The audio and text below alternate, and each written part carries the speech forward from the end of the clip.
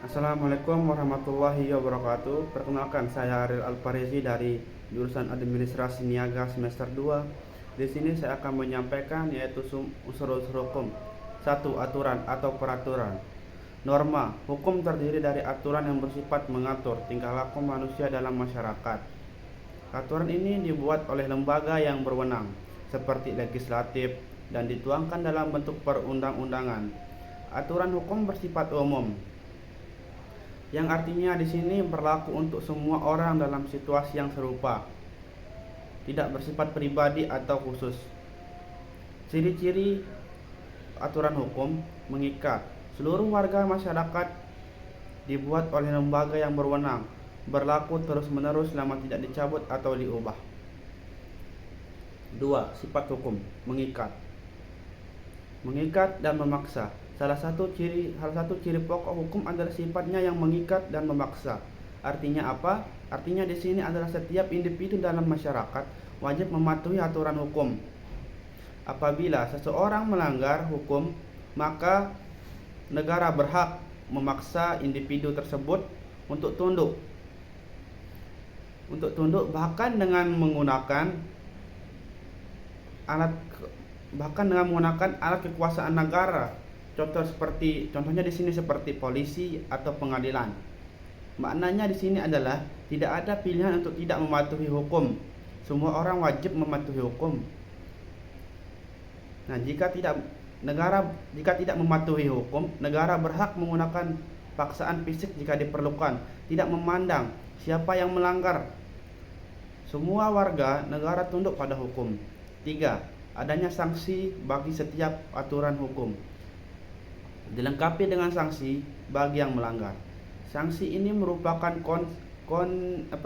konsekuensi atau hukuman yang dikenakan bagi pelanggaran hukum, agar hukuman dapat ditegakkan dan ketertiban terjaga. Macam-macam sanksi di sini ada pidana, penjara, denda, hukuman mati, dan perdata ada ganti rugi, pembatalan perjanjian, pembagian hak, administratif, pencabutan izin, pemberhentian jabatan.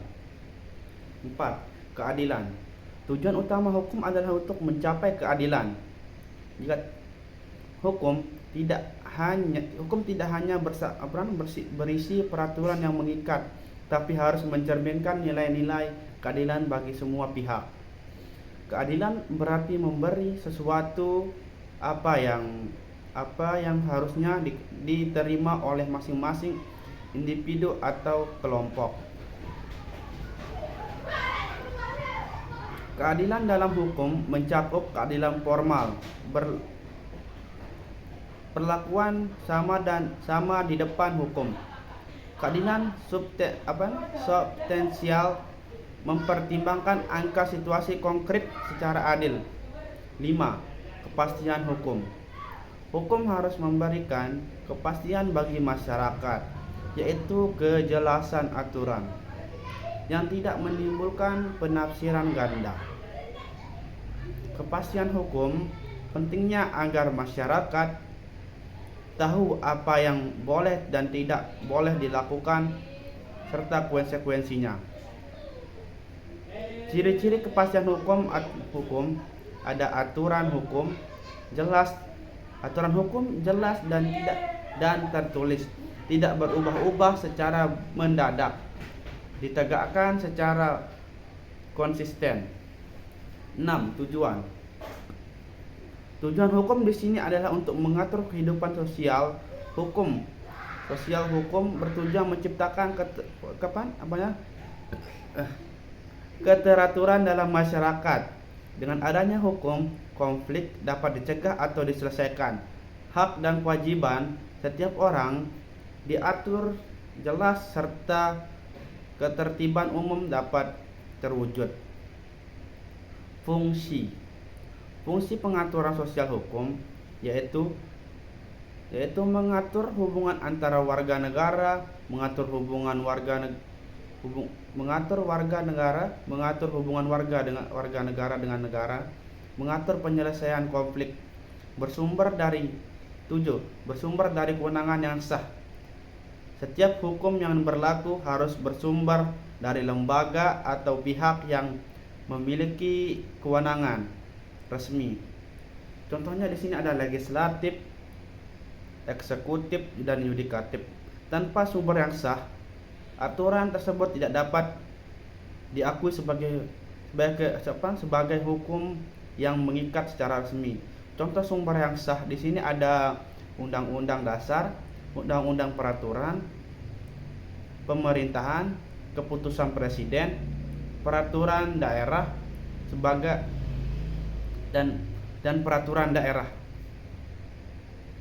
Dan dapat saya simpulkan bahwa hukum memiliki peraturan unsur penting, mulai dari adanya aturan yang tertulis, sifat mengikat dan memaksa, adanya sanksi, keadilan, kepastian hukum, pengaturan kehidupan sosial hingga adanya lembaga yang resmi berwenang.